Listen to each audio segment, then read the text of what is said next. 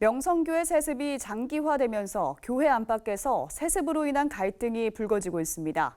세습을 대하는 명성교회의 태도는 잇따라 폭력적 성향으로 나타나고 있습니다. 천수연 기자입니다.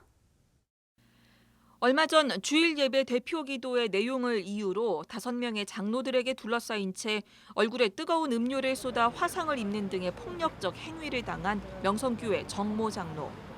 사건이 있은 지 10여일이 지나면서 얼굴의 상처는 거의 아물었지만 마음의 상처는 쉽게 가라앉지 않았습니다. 40년 가까이 명성교회에서만 신앙생활을 해온 정 장로는 교회가 불법 세습으로 비난받는 게 늘 안타까웠다고 말했습니다.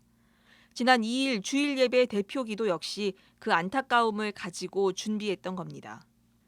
한국교회의 자랑 자체였고 그래서 지금 2년 동안에 그런 부분이 많이 상실됐기 때문에 그걸 회복하자고 했죠. 회복해서 상처도 치유되고 회복하자는 그런 기도였지. 불법 세습으로 명성교회를 떠난 교인들도 있지만 정 장로는 교회를 쉽게 떠날 수는 없었습니다. 하지만 불법 세습에 대한 그의 입장은 단호했습니다. 교단이 정한 원칙을 교회가 지켜야 한다는 겁니다. 법은 따르는 것이 따르려고 만든 약속이잖아요. 약속은 지키는 것이지 안 지킬 것 없으면 약속이 뭐하러 있어요. 헌법이 정해졌으면 헌법을 따르는 것이 맞지 않냐, 그 조직체라면. 그는 세습에 대해서 교인들 사이의 의견은 다 다를 수 있지만 그렇다고 폭력적 방법으로 의견을 조율하는 것은 옳지 않다고 밝혔습니다. 정 장로 사건이 세습을 지지하지 않는 교회 내부 구성원에 대한 폭력적 대응이었다면 지난 주일 세습 반대 시위자에 대한 흉기 위협 사건은 외부자에 대한 교회의 태도를 보여줍니다.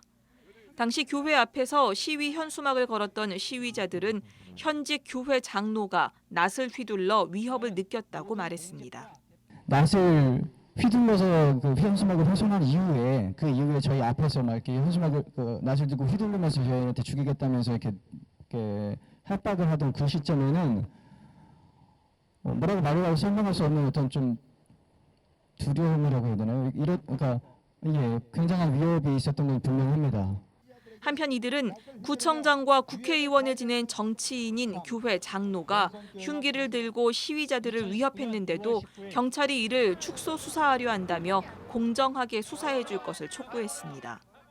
이 사건 내용이 흉악한 범죄 사건임에도 현수막 훼손이라는 단순 사건으로 축소하려는 기사가 남발되고 있는 것에 대해 그 이유가 수사기관인 강동경찰서가 제공하는 정보에 기인하고 있다는 사실이 알려진 바 이 일에 대해 강동경찰서는 그 이유가 무엇인지 해명하라.